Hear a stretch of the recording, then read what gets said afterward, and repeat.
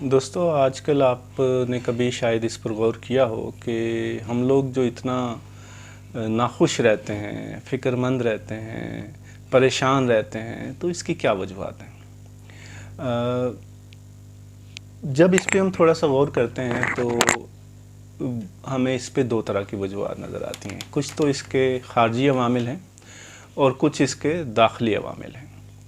میں آج تھوڑی سی بات کچھ داخلی عوامل پہ کرنا چاہتا ہوں کہ کچھ ہماری ناخوشی کی، ہماری فکر مندی کے اور ہماری پریشانی کے کچھ داخلی عوامل بھی ہیں.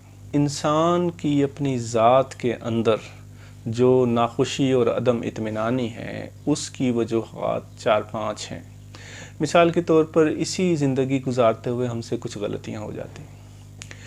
ہمیں ہمارے تعلیمی نظام نے یا ہمارے ماحول نے ہمیں یہ نہیں سکھایا کہ ہم نے اپنی غلطیوں سے موو آن کیسے کرنا ہے. نتیجتاً بلکہ ان غلطیوں کو بار بار اس طرح سے ہمارے سامنے اور اس کے نتائج کو دہرایا جاتا ہے کہ وہ ہمارے لیے ایک بہت بڑا احساس جرم بن جاتی ہیں، اور بعض اوقات یہ ایک ایسا گلٹ بن جاتا ہے جس سے ہم ساری زندگی پیچھا نہیں چھڑا سکتے.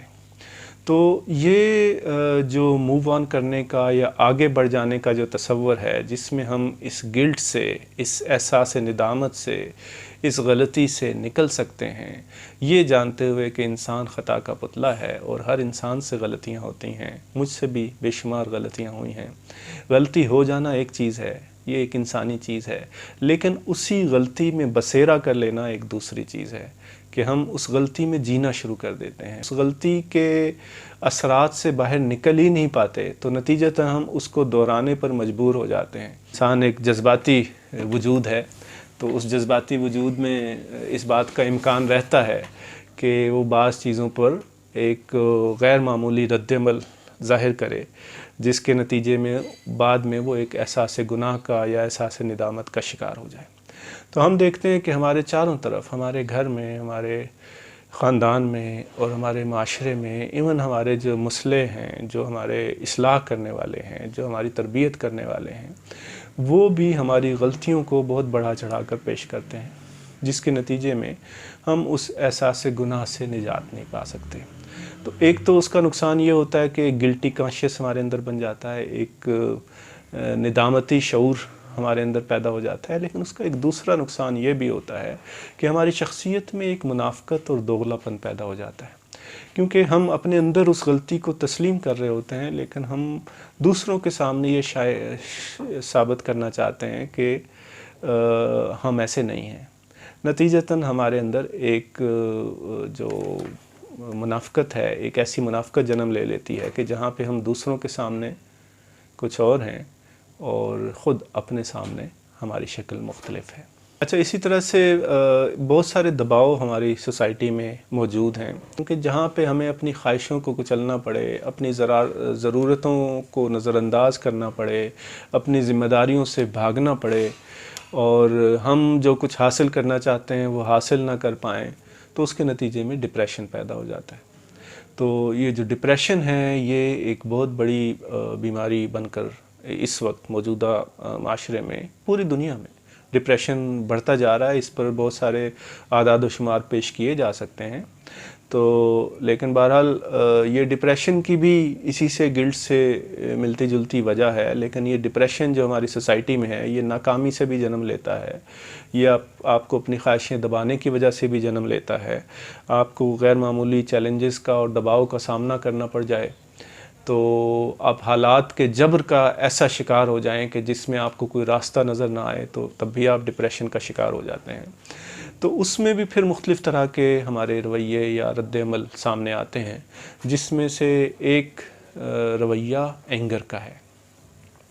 تو اینگر بذات خود ایک ایسی چیز ہے، غصہ ایک ایسی چیز ہے، ریج ایک ایسی چیز ہے، اشتعال انگیزی اور اشتعال ایک ایسی چیز ہے جو نہ صرف آپ کو جلا کر راکھ کر دیتا ہے، بلکہ آپ کے سامنے دوسرے جن لوگوں پر آپ نے اس غصے کا اظہار کیا، آپ نے اپنے غصے میں یا اپنے ریج میں یا اشتعال میں بہت ساری ناروا باتیں ایسی کر دیں کہ جس کے نتیجے میں سامنے والے بھی شدید دکھ کا پریشانی کا اور تکلیف کا شکار ہو سکتے ہیں۔ تو یہ اینگر یا غصہ ایک ایسی دو دھاری تلوار ہے کہ جو یہ دونوں فریقوں کو ختم کر سکتی ہے، ان دونوں فریقوں کو نقصان پہنچا سکتی ہے، اور ایسا نقصان پہنچا سکتی ہے کہ ہو سکتا ہے جس کا بعد میں ازالہ کرنا بھی مشکل ہو جائے۔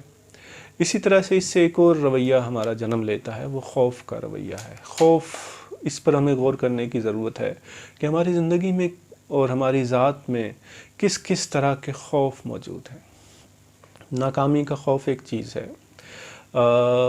مواقع نہ ملنے کا خوف دوسری چیز ہے، غربت کا خوف ایک تیسری چیز ہے، نوکری جانے کا خوف ایک چوتھی چیز ہے، تعلقات بگاڑ دینے کا خوف، بگڑ جانے کا خوف ایک پانچویں چیز ہے، کہیں پر شرمندہ ہو جانے کا خوف ایک اور چیز ہے۔ تو یہ جو خوف ہیں، جس خوف کے گھیرے میں اکثر ہم رہتے ہیں، تو یہ بھی ہمارا ایک بہت بڑا بوجھ ہے جو ہمارے لیے عدم اطمینان کا اور ناخوشی کا اور دکھ کا اور تکلیف کا باعث بن جاتا ہے۔ تو یہ سارے ہمارے ایموشنل بیگیج ہیں۔ جذبات کو ہمارے ہاں اتنی اہمیت نہیں دی جاتی، لیکن انسان کو اگر سچ پوچھا جائے تو وہ ایک جذباتی وجود ہے۔ اس میں سے جذبات کو ختم نہیں کیا جا سکتا، اس جذبات کا انکار بھی نہیں کیا جا سکتا۔ ان جذبات کو جتنا ہم دبانے کی، ان کو موڑنے کی، ان کی شکل بدلنے کی کوشش کرتے ہیں، یہ اتنا ہی ہمارے لیے ایک بیگیج، ایک بوجھ بنتا چلا جاتا ہے، ایک ایموشنل بیگیج بنتا چلا جاتا ہے۔ تو میرا کہنے کا مقصد یہ ہے، ایک سوال ہے کہ ہم ناخوش کیوں ہیں، اور ہم عدم اطمینان کا شکار کیوں ہیں، اور ہم پریشان کیوں ہیں۔ تو اس کے جو دو عوامل میں نے ذکر کیے کہ کچھ خارجی عوامل ہیں اور کچھ داخلی عوامل ہیں۔ تو داخلی عوامل میں یہ ایموشنل بیگیج، میرا خیال ہے کہ ہم سب کو ذاتی طور پر کبھی تنہائی میں بیٹھ کر اس بات پر غور کرنا چاہیے کہ ہم کسی ایسے جذباتی بوجھ کا شکار تو نہیں ہیں جس نے ہمارے اعصاب کو مفلوج کر دیا ہے، اور جس نے ہمارے ذہن کو بھی ناکارہ بنا دیا ہے۔